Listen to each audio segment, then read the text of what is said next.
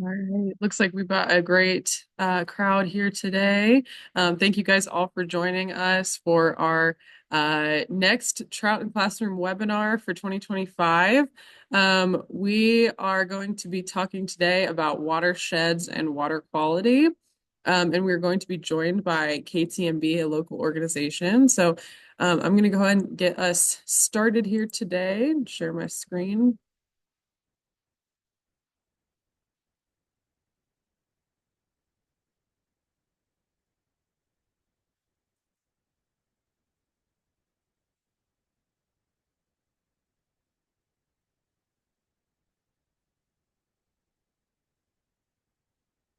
All right. So, like I said, welcome back to our webinar series. Thank you guys for joining us. Like Jen said, we've had great attendance this year to the webinars, and that's making us super happy and excited. So, we're glad to have you here today. Um, Me, as well as KTMB, is out here at Oxbow Nature Study Area, which is located here in downtown Reno, right off of 2nd Street and Dickerson Road.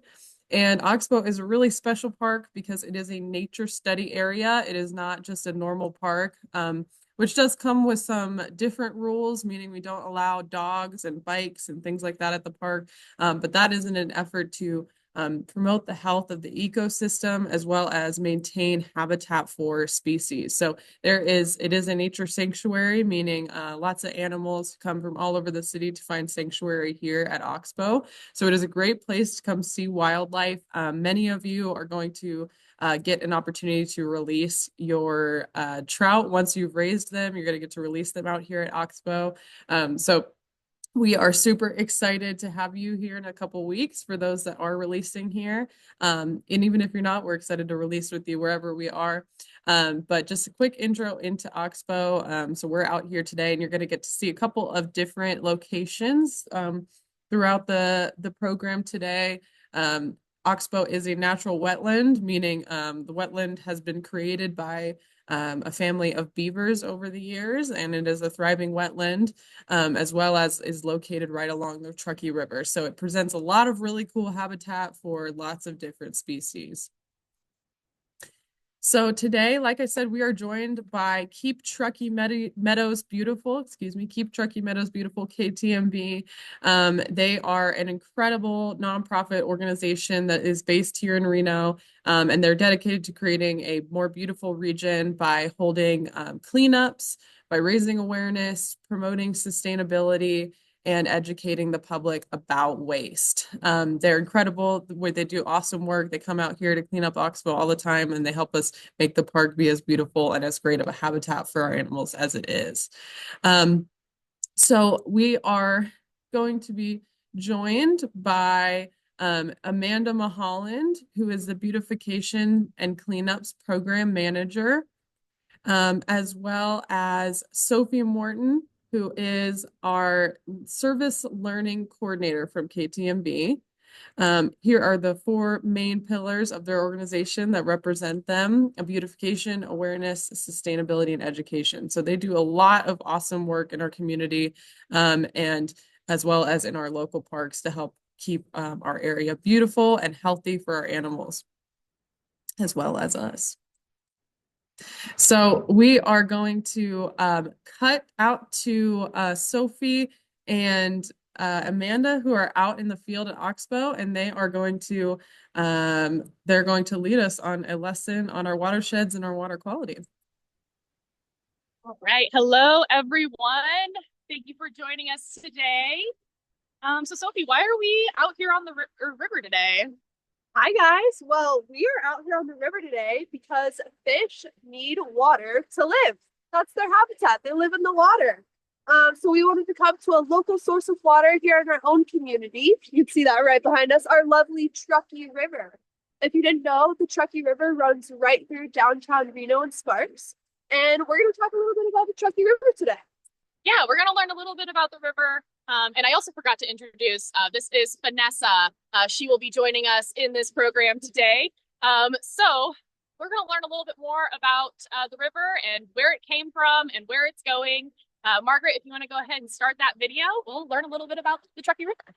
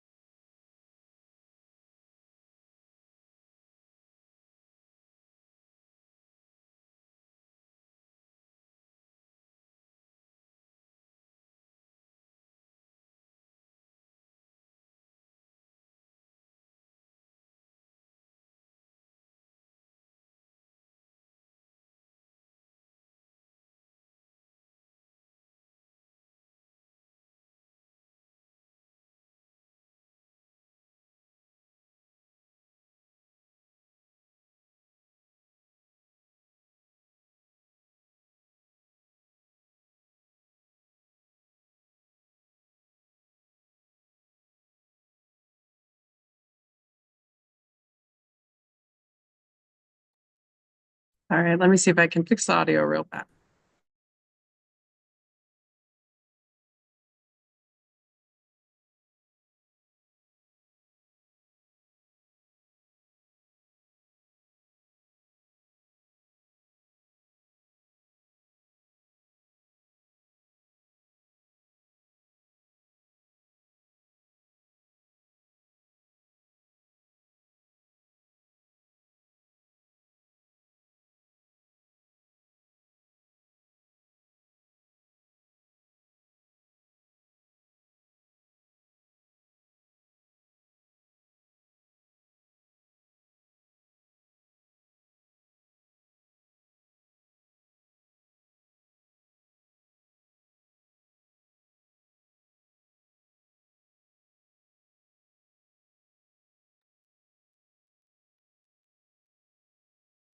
Today we're going to learn about watersheds.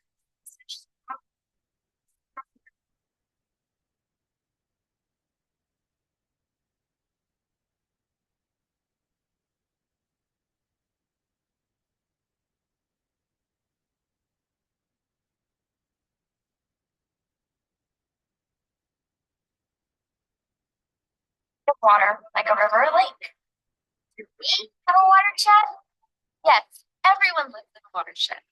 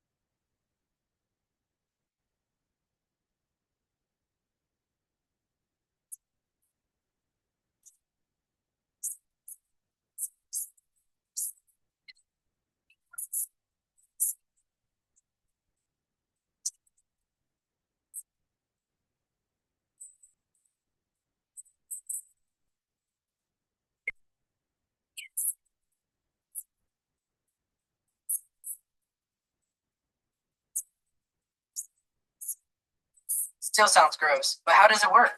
Water.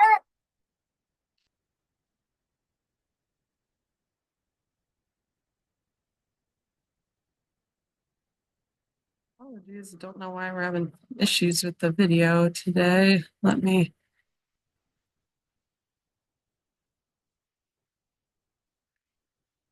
share.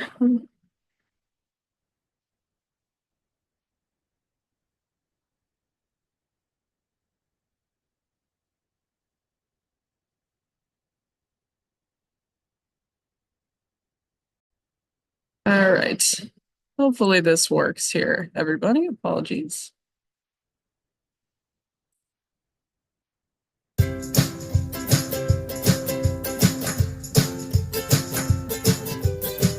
Hello, today we're going to learn about watersheds, especially our watershed, which the Truckee River flows through. Because we live in a desert where we don't get as much rain as other areas, it's important to use the water we do have wisely and take good care of our watershed. What's a watershed? A watershed is an area where all the water that falls on the land as rain or snow when it melts drains downhill into a body of water like a river or lake. Do we have a watershed? Yes, everyone lives in a watershed. If you live between Lake Tahoe and Pyramid Lake, you live in the Truckee River watershed. There are more than 2,000 watersheds in the United States, but ours is special. Most rivers join other bodies of water and eventually flow to the ocean. The Truckee River doesn't drain into the ocean. The Truckee River begins at Lake Tahoe and ends at Pyramid Lake. And our watershed includes all the land around the Truckee River. It starts in California and follows the river west into Nevada, including Reno, Sparks, and everything all the way to Pyramid Lake. That means any water or pollutants in Lake Tahoe can end up in Reno, and anything that gets in the river here can end up in Pyramid Lake. Now, let's learn about the oldest recycling systems on our planet, the water cycle. So how does water get into our watershed? The water cycle is how our planet has been recycling water since the beginning. And because the same water keeps cycling over and over again, protecting and keeping it clean is very important. Wait a minute. You mean we keep using the same old water over and over? Ew. Yes, you could say our water is very old. We've always had the same water we have now. But let me tell you about the water cycle and you'll see how cool it is. Still sounds gross, but how does it work? Water evaporates, turns into gas or vapor, and becomes part of the air. When evaporation is happening outside, it's pretty much invisible, but you can see it by boiling a pot of water. When you see steam rising off the top, that is the water turning into vapor, and the air over the pot of boiling water feels wet.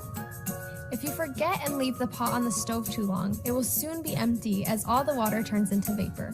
That's evaporation. Once the water vapor is part of the air, it travels upward, cooling along the way until it turns into clouds. This part of the water cycle is called condensation. Again, we don't always get to see this part of the cycle in nature, but we can see it whenever we pour a cold drink on a hot day. Those little beads of water on the outside of your cold glass are from condensation, water vapor in the air cooling and turning from a gas back into liquid. Let me guess. Rain is the next part of the water cycle. You've got it! When the clouds can't hold any more water vapor, we get to the next phase in the water cycle, precipitation. That's rain, or when it's cold enough, snow. We all like to see snow in the mountains around the Truckee Meadows because eventually that snow will melt and the surface runoff and groundwater will fill our watershed with lots of water for drinking and playing. Also, did you know the mountains near us make a rain shadow so we get less rain? Rain shadow? How does rain make a shadow? I know you've noticed how you cast a shadow on a sunny day. The Sierra Nevada, the large mountain range that includes Yosemite and the mountains around Lake Tahoe, casts a shadow on the Truckee Meadows, but for rain instead of sun. The water evaporates from the ocean, rivers, lakes, and the earth, and the air with all its water vapor blows eastward from the ocean towards us. But the air cools quickly as it hits the mountains between us and the ocean and rises up the side of the mountains, causing precipitation to fall on the western side and leaving our side of the mountains in a rain shadow. This is a large part of the reason why we are in a desert. So that's why it's so dry here in the Truckee Meadows? We're in the rain shadow? So it's really important for us to take care of the water that we have. You're catching on fast. Now let's talk about All right. So just to kind of recap a little bit of what we saw in that video, a little bit about our watershed. How exactly does that affect our trout? Well, just like the video said, our watershed kind of starts out in Lake Tahoe. So in Lake Tahoe, we know it is surrounded by a ton of mountains, really great for things like skiing, snowboarding, sledding. And it's really well known for all of its snow. So what happens in this area is those mountains collect a ton of snow, which makes the water, and then as the water or the snow melts into water, it collects in Lake Tahoe, which means that this water is super cold. And we know that our trout love cold water. And that water eventually leaves Lake Tahoe via one river, and that's known as the Truckee River, which is the river that we see right behind us today. As that water moves down the river, it moves from a high elevation, so way up high in Lake Tahoe, to a lower elevation. Going downhill, that water is going to move over things like rocks. And as that water moves over rocks, it's constantly folding in oxygen, which is very important for our fish, kind of like the bubbler does in your aquarium. Continuing all the way down, we're actually going to hit Reno and Sparks. So if this is where you are, this is where you would be along the Truckee River. It flows 121 miles from Lake Tahoe all the way to where it ends, Pyramid Lake, which is actually north of Lake Tahoe. All along the river, it's going to collect water, right? That doesn't just happen in Lake Tahoe. We have a ton of mountains that are surrounding either side, and that water is going to move downhill into the river. Eventually, that water is all going to end up in Pyramid Lake, where it all ends. Now, the river is a great place for our fish, right? We also have a ton of trees and rocks for the fish to hide under. It's a really great place for people too, right? People love to come to the river, do things like fishing, go tubing. I know some people who will tube all the way down to Truckee.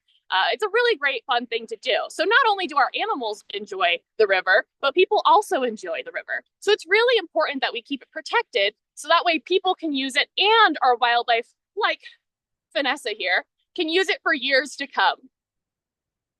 Hey, Sophie, what is that? Oh my God. It's a plastic bag. A plastic bag? That's not supposed to be in our river. How do you think it got here? Margaret, why don't you play that next part of the video and we can learn a little bit more about how this trash might have ended up on the river.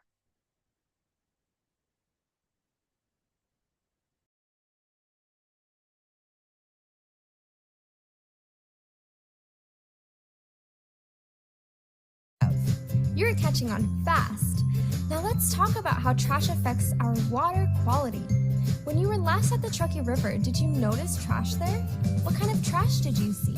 My family usually picks up plastic water bottles. I always see candy and straw wrappers. Lots of times there are plastic bags caught in the bushes by the river. How do you think that trash got there? People litter. That's true. Sometimes people litter. But have you ever noticed how windy it is here? A lot of trash ends up in the river because it blows out of trash cans or cars or even your hands. It's very important to keep a tight hold on your trash so it doesn't end up in the river. Trash, put a lid on it. I'll make sure trash isn't blowing around in our car. I can tell my parents to clean out our truck bed so garbage doesn't blow out of it. What are other ways trash gets into the river? Does this look familiar? We have one of those on my street. This is a storm drain, and its job is to get water from heavy rain or storms off streets and into the river where it won't damage our property. But too often, these drains get clogged with trash or yard waste because we're not careful. All of our neighborhood street storm drains either flow to creeks and ditches or straight into the Truckee River through storm drain pipes. These pipes carry runoff from storms, but they carry trash too. It's a really good reason to keep trash in its place. Another problem is plant food called fertilizer or weed killer called pesticide that we put on our lawns. Sometimes people use too much fertilizer and pesticide and then water their lawns so much they make their own surface runoff, and some of the fertilizer and pesticide is carried down the storm drains with it. Every time you see water running down the street in the summertime, that's a warning to us. Keep water on your lawn, not on the sidewalks and streets. You know, even washing your car in the street or driveway is a really bad idea because the soapy water can end up flowing into the storm drain.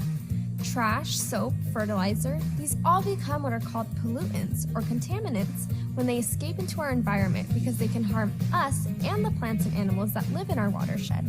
No way, not good. Now let's learn about non-point source pollution.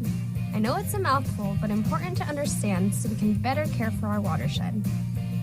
Non-point source pollution is a big concern in our climate because a lot of pollutants can build up during long times with no rain. We get rain that pours hard for just a little while, and our soil can't soak up all that water at once, so it rushes toward the storm drains and river.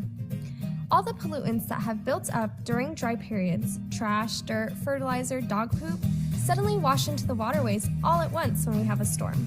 Another reason the rain has a hard time soaking in is because we cover the ground with a lot of what are called impervious surfaces, things like pavement and concrete for street and parking lots, that water can't soak through.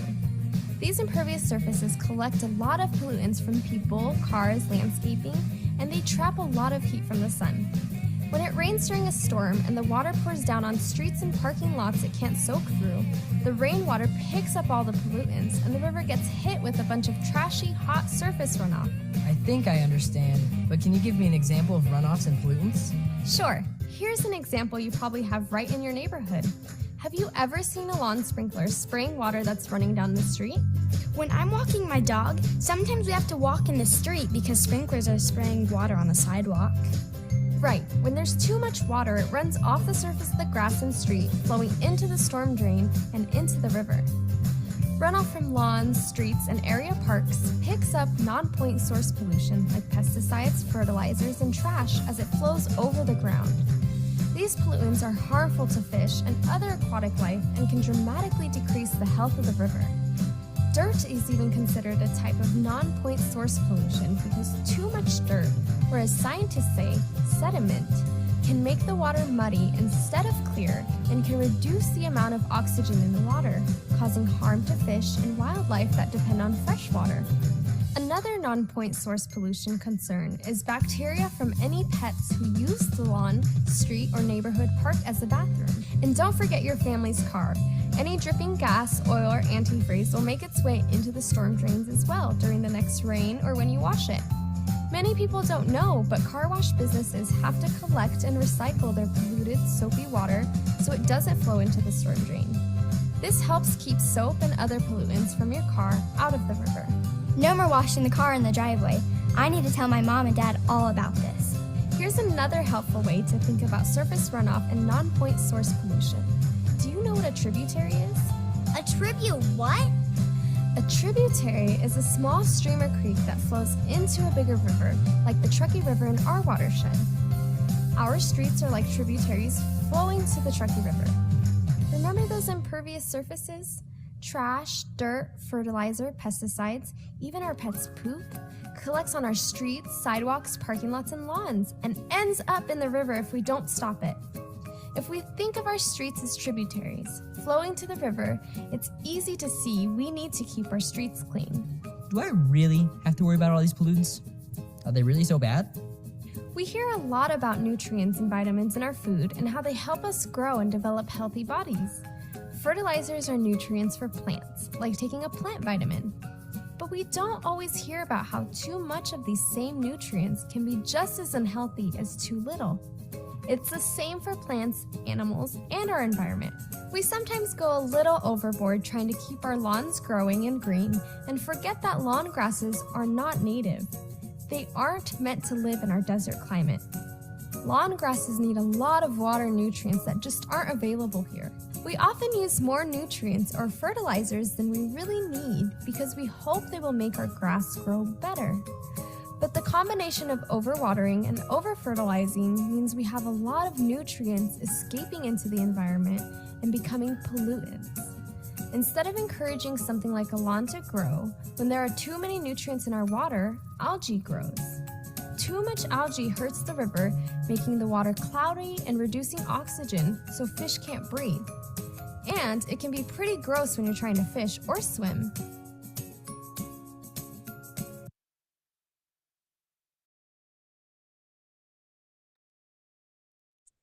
Wow. So who knows how this trash got here?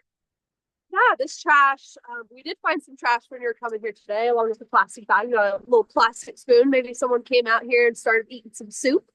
But this trash can end up in Oxbow Nature Study Area or any park that we have in Reno and Sparks in a couple of different ways. Maybe one of our lovely neighbors here, maybe their trash can got knocked down by the wind from those storms we had, and all that trash blew out. And, it's not necessarily their fault, but now all their trash is in Oxbow and possibly in the Truckee River. And items like our plastic spoon and our plastic bag, because these things are made out of oil and the type of chemicals they have in them, they're made to last for a very, very, very long time. And in fact, plastic, this material, it actually never decomposes. It doesn't break down into nutrients. It won't ever add to the soil or add, quality to the water. Plastic actually only breaks down into smaller and smaller pieces called microplastics, which is a very serious issue because trout and all the different wildlife in the Truckee River and outside and near the Truckee River, like Vanessa, they can ingest and breathe in those little pieces of microplastics, and it's very bad for their health. And if we end up fishing in the Truckee River, maybe not Vanessa, but if we catch a trout and eat it, all of those microplastics are now going inside us. So again, it's very important not to litter for a lot of different reasons, but for just one, let's talk about microplastics. That's one that can affect our lovely wildlife and affect us. So all of those microplastics are getting into us now. Wow. This actually kind of makes me a little bit sad. Like a lot sad. I really love wildlife. I love Oxbow. I love the river. It's so beautiful. It brings so much to wildlife and to people. We go fishing. We like to swim in it. what do you think we can do to try to stop some of this pollution? Yeah, maybe you guys, you're walking in your neighborhood or in your local park or maybe, downtown Reno. I don't assume that you guys are looking down on the sidewalks to look at all the trash that's there, but that's what me and Amanda do every day. That's our job at KTMB. I was hired to specifically trash talk each and every day, and Amanda was hired to pick up that trash that we see. And this the second or the last part of the video, yeah, and learn a little bit more about what we could do. Yeah, what we could do to help mitigate this problem, help clean up our trash, and help improve the quality of the Truckee River.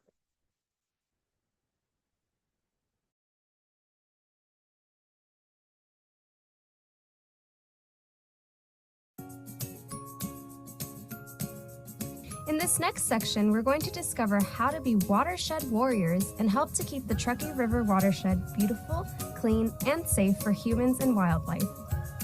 Using too much fertilizer or not picking up some trash might seem like a small thing, but if everyone is doing these small things, they add up to big problems for our river.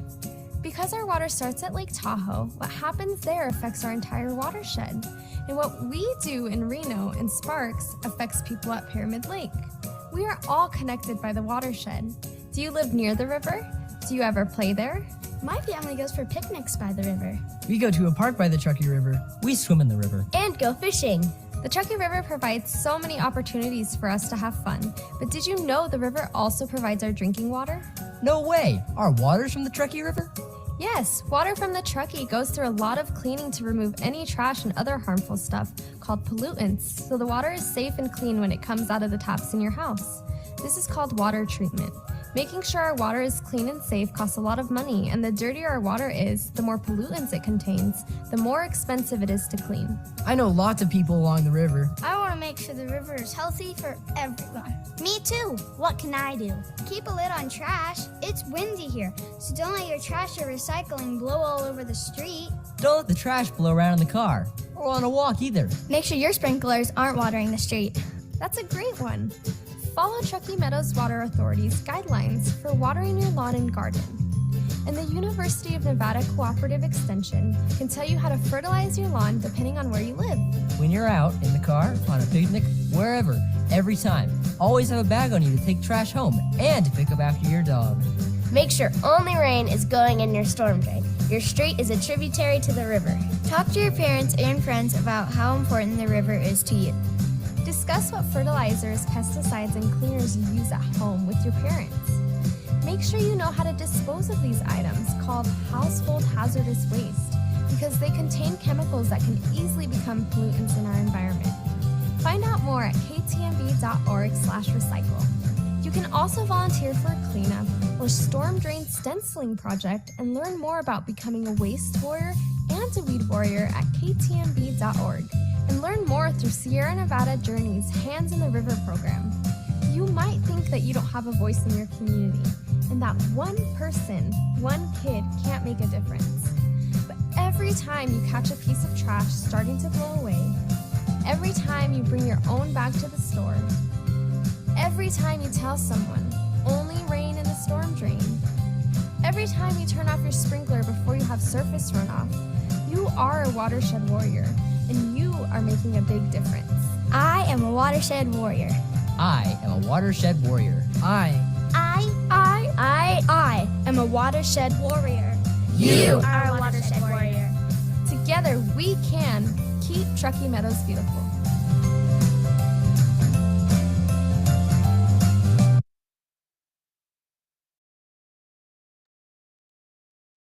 Wow, so there's Okay. so many different ways we could be helping the river. Yeah, congratulations to you guys for all becoming watershed warriors. Now you guys know how to protect our lovely Truckee River.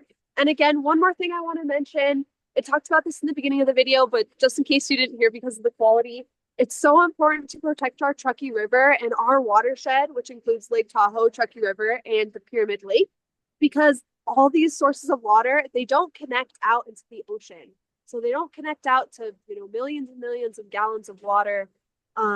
They stay in our community. So any trash, any pollutants, any fertilizer that ends up in our Truckee River or down our storm drains or in Lake Tahoe or Pyramid Lake, it's going to stay in our community, unfortunately, and keep affecting these trout forever. So again, thank you guys so much for watching that video. We're going to take some time to answer some questions, but we wanted to talk about an opportunity that we have here at KTMB, just in case anyone's interested in helping us out. Yeah, so Sophie's going to start heading back over so that way she can meet in with Margaret to try to help answer some of your questions, and I'll be following her in just a minute. So she's going to take Vanessa and head on over there. But I wanted to talk a little bit about a cleanup opportunity that we have that is coming up in May. So May 3rd, we are hoping to try to remove over 17,000 pounds of trash from the Truckee Meadows watershed area. So if you are looking to try to get a little more involved beyond just picking up a trash bag and cleaning up a couple of pieces of trash, and you want to do a little bit extra, we are doing a huge cleanup, and it's a great way to get involved with your community. So Sophie's on her way over, and I'll let Margaret kind of get started on answering some questions. And I'll be over there in just a second. Perfect. All right. So I just pulled up as well Sophie and Amanda's contact information. So any of you teachers out there that are interested or students that are interested in Amanda's opportunity that she just talked about, it looks like they've got a great QR code as well as their contact info up here. I definitely encourage everyone to get out there for the great community cleanup. I will be there, and we will be doing a cleanup here at Oxbow. We are one of the sites. So it is a great, incredible event. So highly encourage everyone to come out who can. We've got a couple questions here in the Q&A. I do think, fortunately, most of these people have had to leave the webinar, but that's totally all right. I think it's still good to answer, but at Oxbow, we do not allow dogs nor bikes for a couple of different reasons. Dogs, for one, dogs, as much as we think they're cute and we're used to seeing them around because most of our family and friends have dogs, they are not quite as familiar to a lot of our wildlife. So some of our, let's think of a deer, for example. A deer probably has never seen a German Shepherd puppy, right? And, maybe we want to take our dog out on the trails, and that's exciting. And there are plenty of opportunities around Reno to do that. But unfortunately, it would, if you brought them here to Oxbow, it might scare off the wildlife, and then the wildlife would not come back and return to Oxbow as a site for sanctuary. And so, no, they will not, it unfortunately doesn't encourage wildlife to stay where they are at, as well as sort of similar to that non-point source pollution that they were just talking about. The dog waste getting into our water is a big problem. And so we try to prevent that as much as we can because we do have the natural wetland and the river here. Preventing as much waste from getting into the water as we can is awesome. Bikes, sort of similarly, unfortunately, are bad for our trails. We do have a very natural trail system out here, so it kind of roughs them up, as well as it does scare off wildlife. If you're a little muskrat going through the water and you get almost rolled over by a bike, right? That's pretty scary. So we try to just take as many factors out of the environment that might discourage some of our animals from staying.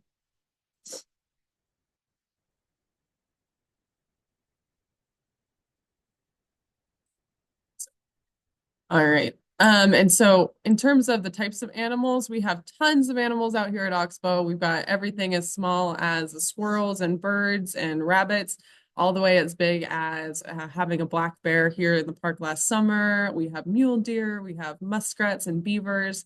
Our beavers are probably the most prevalent and cause the most work for us around the park in terms of managing their beaver dams. They like to put them up all over the park. So our beavers are really common, but we have all sorts of aquatic mammals and land mammals as well. All right. How do small microplastics get in the water? Do you want to answer that one? Oh, yeah. So microplastics can get into the water in a whole bunch of different ways.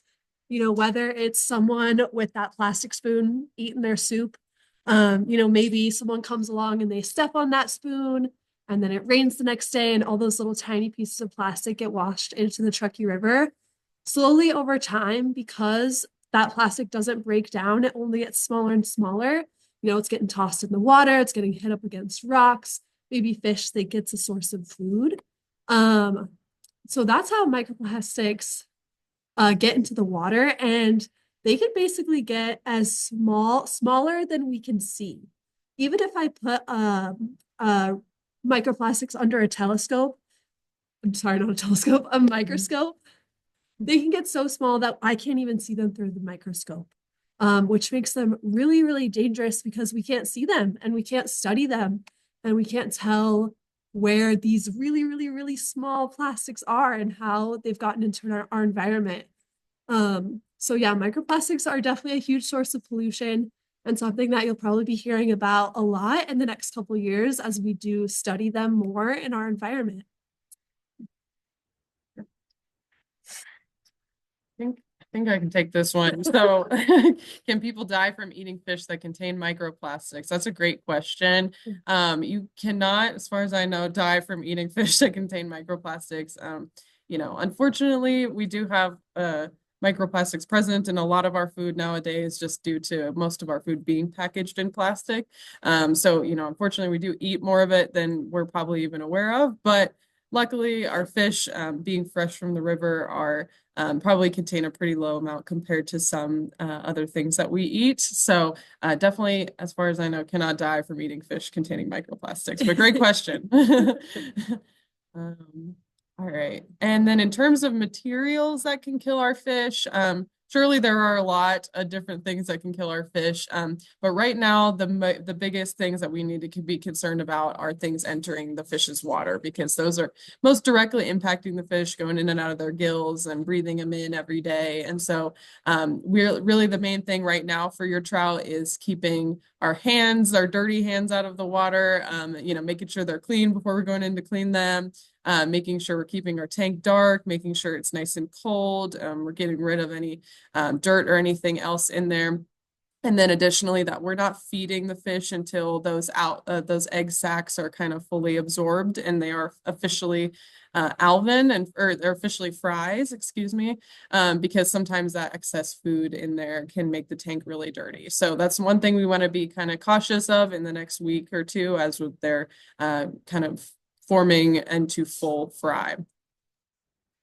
All right. How much microplastics can kill fish? Does anyone know? That's a really good question. I'm so sorry, I didn't mean to scare you guys with microplastics. Again, it's a super important issue. And for trout in our local watershed in the Truckee River, that's not something that they're dying from because they're not getting, so much exposure to microplastics. But for fish out in the ocean or in really, really polluted areas, you can find pictures online of them, their stomach is filled with these types of plastic. I mentioned earlier that sometimes fish mistake these plastics for types of food. They see something shiny moving in the water, and they ingest it thinking that it's something nutritious, something that will help them, something that will keep them fed. When in reality, plastics have no nutrients and they're only taking up space in that fish. So I wouldn't say that's a problem here in our local watershed, but for fish out in the ocean where it's a lot more polluted and there's a lot more plastic debris, I would say if they get enough plastic to fill up all the space in their stomach, they can't eat any other anything else essentially, and they can't get nutrients. So that's when wildlife would die from ingesting plastics, maybe not necessarily microplastics, but those bigger pieces of plastics, they take up so much room in their stomach and they can't eat anything else. Yeah. All right.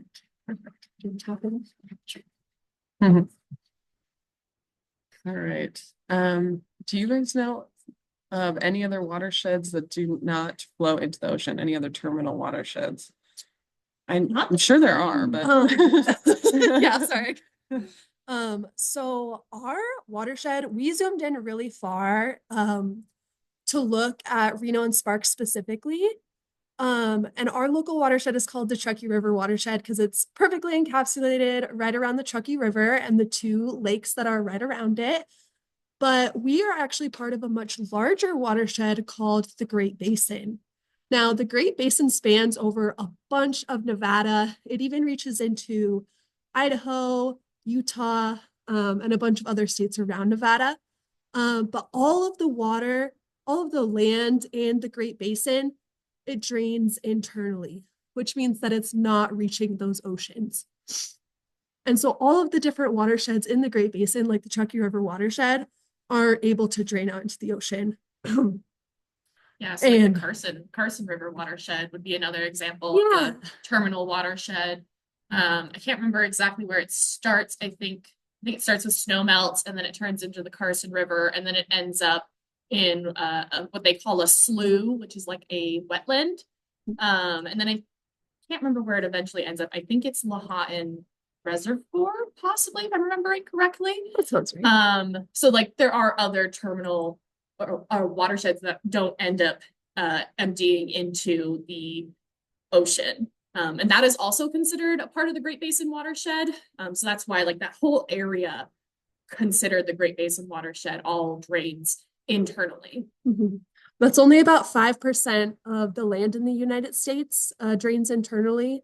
The other 95% either drains into the Gulf of Mexico, the Atlantic Ocean, or the Pacific Ocean. So again, it's a really small area of land that we just happen to be a part of. I might segue nicely into these two questions if you guys happen to know. So the largest watershed in the United States is actually the Mississippi-Missouri watershed. And that is due to the fact that the Mississippi River is super long. It stretches all the way down from Louisiana into a whole bunch of states. It goes all the way north to, I think, Montana. And it stretches all the way down south to up in those Midwestern states. So in fact, most of the United States is a part of the Mississippi-Missouri watershed. So that one's definitely the biggest. And as for the smallest watershed, I'm not quite sure. I'm sure you're thinking of like, maybe a city or a town, something locally, but, everything, we can have a watershed anywhere. My bathroom sink is a watershed because all of the water that flows from my bathroom sink faucet is going to go right down that drain. So you can have a watershed as small as, in your lawn, maybe the water that falls in as rain puddles up over here. And that's not going to the Truckee River, but it's, going into your ground and seeping into the ground. So I'm not sure the smallest watershed, but that gets into some tricky concepts.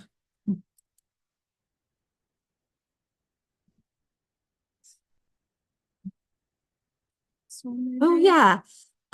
So like I said before, the question I'm answering right now is, do you know how long it takes plastic to break down into microplastics?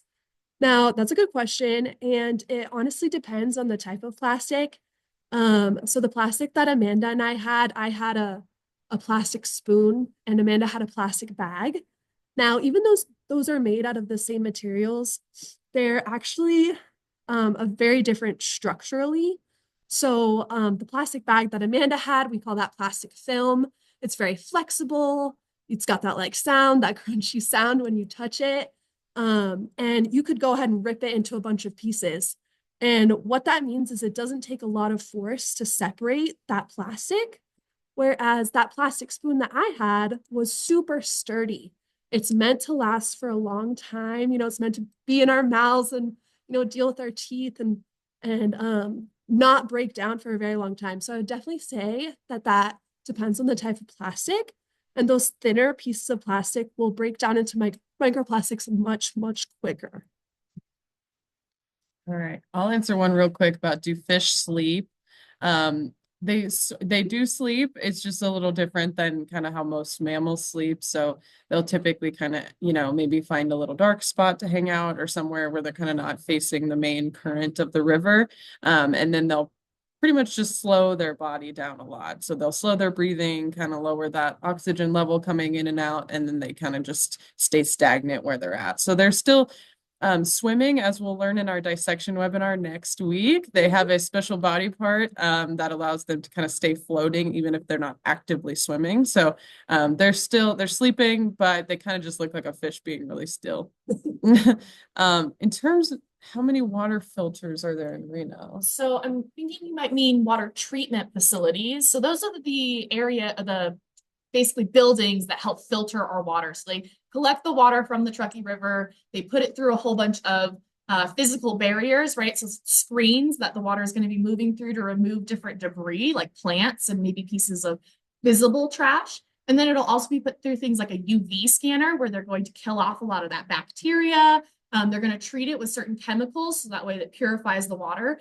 And I think that we have here in Reno, I think we have 2 or 3. I think it's 2. One that's on the far side of Reno, and then one that's towards like the middle of Reno, if I'm remembering correctly. I see this question. What's the biggest piece of trash you found in the Truckee River? Great question. Yeah, there's a lot of trash we found in the river. The most common large items I'd say we find are things like shopping carts, which is why it's very important to put your shopping cart back into those corrals, because when the wind blows, it can take those shopping carts away. Also, things like carpet, things that, you know, might catch a breeze, or like large pieces of tarp that'll fly away if they're not secured. So those are the largest things that we found. Are all areas of the Truckee River polluted? Like we said before, anything that ends up in the river ends up in Tahoe ends up in the Truckee River. Anything that ends up in the Truckee River is going to end up in Pyramid Lake. So it's really a collective effort of everyone in this watershed working together to try to reduce the amount of pollution that's happening. I know you see a lot of those Keep Tahoe Blue stickers. That's one of the things that they're doing upriver in Lake Tahoe to try to make sure that our water down here stays nice and clean. And so we try to make sure that we're doing the same for Pyramid Lake, which is why at KTMB we hold so many cleanups, and we try to do educational opportunities like this. So I would say that because of certain laws, like making sure that we keep that our waters are clean, our watersheds stay healthy, those laws help protect us and have reduced the amount of pollution that we experience in the river since back in the day. I saw another question that was, is there a most famous watershed? Another watershed that flows through Nevada, but in southern Nevada, is the Colorado River watershed. So that starts in Colorado up in those snowy mountains, very similar to ours, and then flows down into the Colorado River through multiple states along the border of Nevada, southern Nevada and Arizona, and into California. So that's a very important watershed because a lot of that water ends up as going to agricultural facilities. So they help make sure that our water or our food ends up on our tables. So because that watershed is kind of drying up a little bit, I'd say that that's the one kind of being talked about a lot lately. I'll take on these two questions here about the fish that came in our chat. Are about how many rainbow trout are in the Truckee River. There's unfortunately not really an exact answer for that because it's kind of always ebbing and flowing. That because, like they said, the Truckee River is about 120 miles long. It is pretty hard for us to predict. However, there are, in general, you talking tens and thousands of trout, and then from there you would have to kind of determine rainbow or Lahontan cutthroat or brown trout or however many there are. One way to kind of get a little bit of updated information on that is the Department of Wildlife does put our stocking reports on the website. So you can go to ndow.org and search the Truckee River, and on there you'll see what days and which parts of the river they are stocking fish into. So essentially putting fish from our hatchery that we learned about last week into that river. So you can kind of get an idea of generally what's going in there, what times of year, and how many they're putting in throughout the year. What areas of the Truckee River can you fish in? You can fish pretty much anywhere on the Truckee. There's just different regulations around it. So at the top of the Truckee River, you're going to be in the state of California, meaning you need to have a California fishing license. Other than that, I believe you can pretty much fish anywhere on the Truckee. Here in Nevada, you need to have a Nevada fishing license to fish anywhere on the Truckee River, but access is pretty open for everybody once you got that license. And then once you get down into Pyramid Lake, you will be on the Pyramid Lake Paiute Tribe Reservation. And you not only have to have the Nevada fishing license, but you also do have to have a fishing permit to fish a daily fish pass. So pretty much anywhere you can fish, you just have to kind of make sure you know the regulations around it.